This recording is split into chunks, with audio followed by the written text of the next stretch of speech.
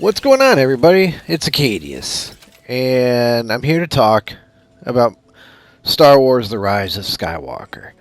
And I know some might be thinking, "Oh my goodness, he's gonna just hate on it or express how he loves it." You know, it's gonna be one way or the other. Well, for me, dear viewer, I'm in a gray area. So sit back and relax and listen to what I have to say because I'm important. So. I had tried recording my thoughts on while playing at the same time, and that just did not work out too well because I get distracted. As you can see here, I'm playing Star Wars Jedi Fallen Order. Really good game, has its issues, but that's a whole other thing. So, Star Wars Rise of Skywalker. I know it's been out for, 3 weeks at this point? And let me just say, I didn't hate it, but I didn't love it. I feel that with this recent trilogy, I think that there was something planned, but those plans got tossed out the window once The Last Jedi got made. So, as I was saying, Rise of Skywalker wasn't terrible. It just felt kind of rushed, and it tried to make everybody happy. And you know what they say, when you try to please everyone, you please no one. And I know J.J. Abrams, the director of Force Awakens and Rise of Skywalker, said that, oh no, this was the plan all along. And I have a hard time believing that. Now, I'm also going to get into spoilers. I should mention that right now. I am going to be talking spoilers. So if you haven't seen the movie yet, you know what, just shut down this video right now. Alright, so you're still with me? Good. So, with The Rise of Skywalker, we've got the opening, text crawl, and oh, the Emperor is alive! It's like, wait, what? And a transmission signal has been sent, or been whatever, and it causes Kylo Ren to go seeking out an instrument that will track down the Emperor's hideout, or whatever. And funny thing is he found the Emperor more easily than he could have found Luke from Force Awakens. You know what I mean? So, hold on, I gotta take a sip of my tasty beverage. This video is brought to you by Mountain Dew Game Fuel. Mountain Dew Game Fuel, except no other. So, anyway, you got Kylo Ren, and he seeks out the Emperor really quick. I mean, when you think about from start to finish of Rise of Skywalker, the events that unfold from start to finish in that movie take place in the course of 16 hours. 16 hours, mind you. Okay, makes me feel stupid with what my date transpires, Anyway, so they didn't address how the Emperor lived. It's just, we're supposed to just accept, oh, there's the Emperor, that sneaky little guy. And it's just like, wait, okay, he's been there all this time, and then he's been amassing a freaking fleet of ships, Star Destroyers, and a crew. How the heck did he build all these? I mean, you would think that, contractors would be talking throughout the galaxy. Oh, hey, Bob, what are you up to? Oh, I got to fulfill this order. I mean, did this area, this planet, whatever, needs tons of metals and this, that, and the other thing. That's funny. My daughter, she's joining an army. Oh, really? She joined the First Order? No, something about the Final Order. I don't know. Yeah, kids these days. Anyway, so it's like, okay, so he amassed all this, but whatever. That those are just minor details, but whatever. So, more on the point of where I take issue with is, here we had in Force Awakens, Kylo mentioning Vader. Show me, what did he said that line he said in Force Awakens, grandfather, show me, blah, blah, blah. where it alluded that he's had conversations with his dead grandfather Vader there, and I was anticipating like, oh, okay, whoa, what's going on here? Is some kind of manipulation. And yeah, by the time Rise of Skywalker unfolds, it's still manipulated, but there's the Emperor, and he just pulls this thing. The Emperor pulls this thing of, oh, I was behind everything all this time. I'm like, wait, what? The whole Snoke thing, and yeah, because at one point we see a bunch of Snoke clones in the tubes and stuff, and I'm like, hey, wait, what? And it really did remind me of what was that the last Bond movie, Spectre, where I can never pronounce the characters' names right, but Blomfeld, where he reveals, oh, all this stuff that you've been going through, Mr. Bond, since Daniel Craig, since Casino Royale. Oh, I've been the conductor of all your pain and suffering, and that's what the Emperor pulled, or the writers of Rise of Skywalker. Oh, look, he's been behind us all this time. He's been behind that curtain. It's like, oh, okay, no. It was just like, come on. And that was the thing, show me grandfather, and it was never addressed again after Force Awakens. Not in Last Jedi, and not in, definitely not in Rise of Skywalker. But, so then I want to talk about what that Force FaceTime, as I call it, or I'm sure I'm not the only one who calls it at this point. And that's where we got a taste of it in The Last Jedi, where Kylo and Rey are talking and face to face across the galaxy. And there was that brief hint of, look, material can transport itself through this Force FaceTime, where Kylo is like, oh, look, I have rain on my hand, because where Rey was, it was, the spray from the ocean or whatever. Anyway, and in Rise of Skywalker, well, not only do we get that, but now they can freaking have a lightsaber battle through Force FaceTime. Now, here's the thing that really bothers me. Is okay, so you got, Rey, she's on, Kylo's ship or whatever, and then you got Kylo, who's down on the planet where he's looking for her, and so they're chatting this, then the other thing, and then suddenly they bust out in the lightsaber fight. Now, what did that look like from anybody around Kylo Ren? Like, oh, look, there's Supreme Leader Kylo, and he's just twirling around his lightsaber like he's fighting somebody, but there's nobody there. Because I don't think anybody else could see what he was seeing, right? Again, maybe that's just another detail where somebody's gonna go, oh, Acadius, really? You're gonna nitpick on that? But I just don't get it, and that's the other thing too. You got Snoke in Last Jedi saying, oh, I was the one who was doing the Force FaceTime. I'm paraphrasing here. And well, wait, Snoke was a clone. Clones don't have Force abilities, and I know I've read the Timothy Zahn Heir to the Empire, and I know, yes, that is, I can't remember that one Jedi who was a clone, but yeah, but those books don't count. Okay, they're not canon, as Disney said, and then sometimes they retrofit. Oh, it was, it does count. It was canon, but anyway. I mean, but going back to the Force FaceTime lightsaber battle, I'm like, wait, imagine just somebody standing there and twirling around a sword or a lightsaber just by themselves. And what's he doing? Oh, he thinks he's fighting somebody. Okay.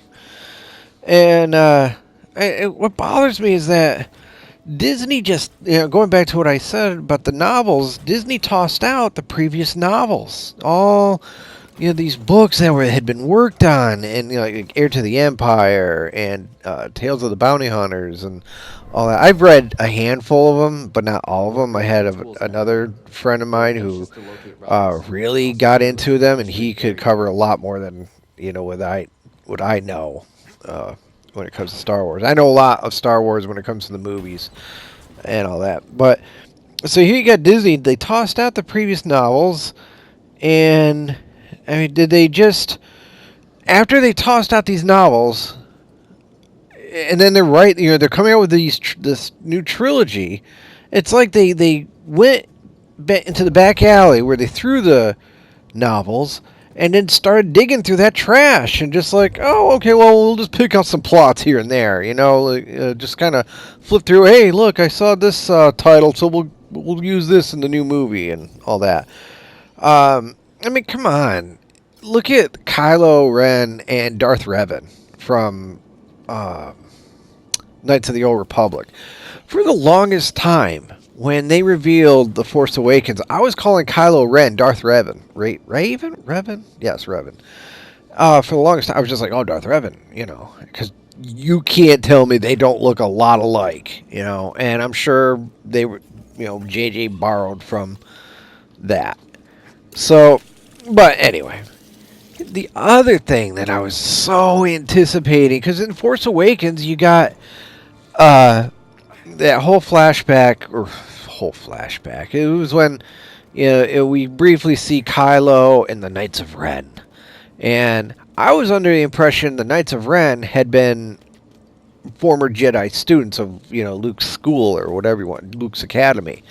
And I thought that, you know, Snoke had convinced not only Kylo, Ben, you know, and along with these other students to turn against Skywalker, and then they just amassed their, you know, little army there and then just took out the Jedi or the Padawans or whatever you want to call it.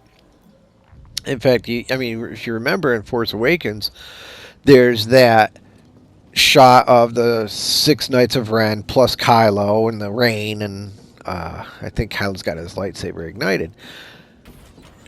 And then by the time Rise of Skywalker, oh look, the Knights of Ren are back.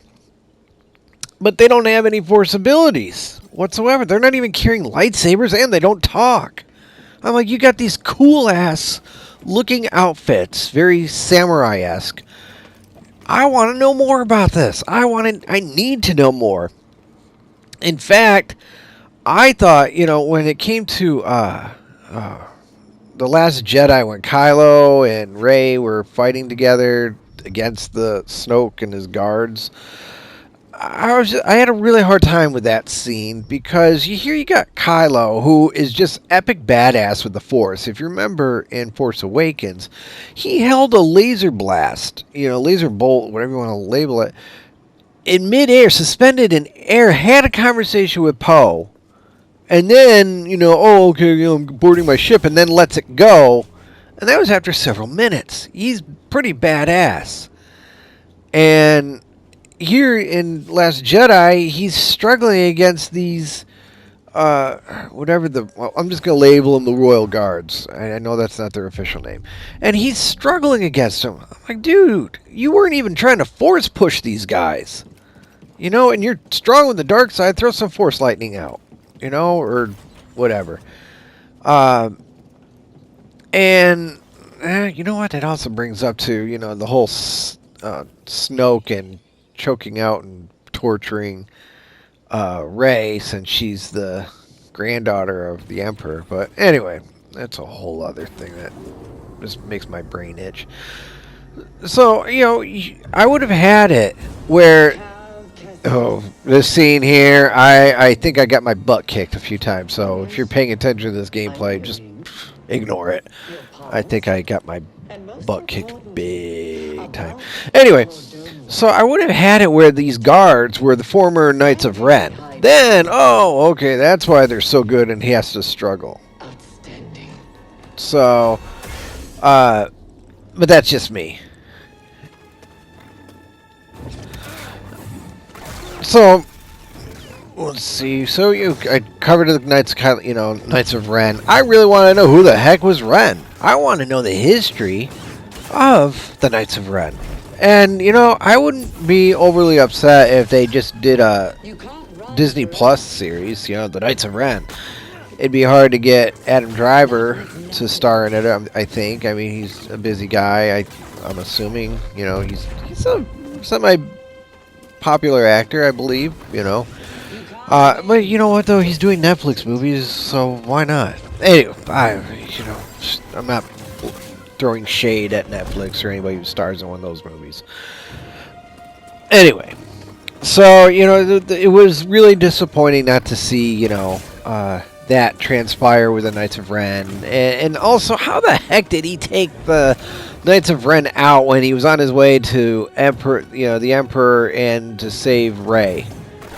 It just didn't make sense on that. It was just they were not for an intimidating looking group of characters. They were dispatched really quick, it seems. And I know I've heard the rumors that there's a 3-hour version of Lightsaber Republic of Rise of Skywalker, and it's being said that JJ was rushed through production with this movie. I don't know, but here's the thing: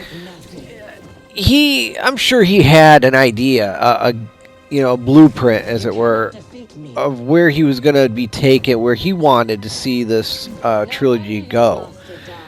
And I think that maybe had he put this plan out, let everybody in on it, like, hey, this is what I have in mind, so when the next director comes along, they can do it.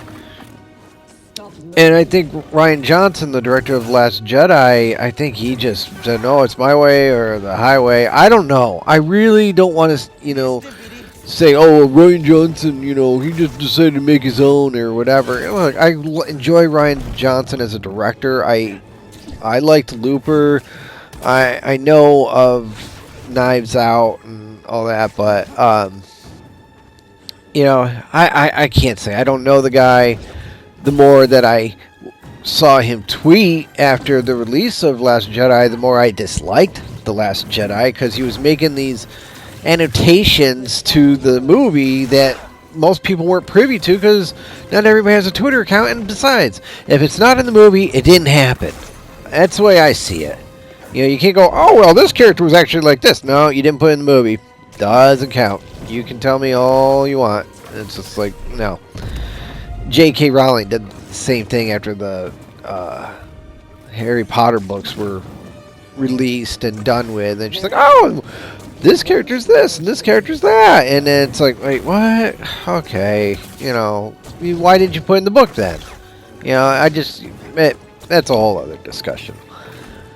So with Rise of Skywalker, though, there was just so many unanswered questions. It did not feel satisfactory with it being a trilogy, something that I was so excited for. Was that 2015 when it first started? I just couldn't wait. I'm like, oh my god, and yes, I know, Force Awakens was kind of like a reshoot of A New Hope. But I think that was done just to get people familiar with it. It was just to, nod to the old school Star Wars fans while reintroducing new fans to the Star Wars mythology, if that makes sense. And then with Last Jedi, I will fall on that sword saying it was beautifully shot. There was some, come on, when Luke is facing against he stands in front of the Empire itself, the AT-ATs, oh man, and that, he should have just ended the credits, rolled credits right there, where you got Luke and just standing there on the AT-ATs and dun dun dun, the music swelling and whatever. Oh, that would have been awesome. Seriously, I'm just like, oh my god, I can't wait for the next one, And then and now this is a minor issue I have with the new trilogy as well. It's the soundtrack. I'm like, come on, this is John Williams' final soundtrack for the Star Wars series. I think he's actually retired after this, as far as I know. But anyway, I wanted an epic an epic lightsaber battle. Something that we saw in The Phantom Menace when Obi-Wan and Qui-Gon and Darth Maul went at it. Oh, I was just so anxious for that. You know, like something that just appeals to that little kid in me. But we didn't get that. I'm like, okay. And even with Rise of Skywalker, we didn't get that. And then I was also wanting an epic soundtrack, you know, like Duel of the Fates or the Imperial March. There's always been something that just marks each Star Wars movie with something memorable with the theme.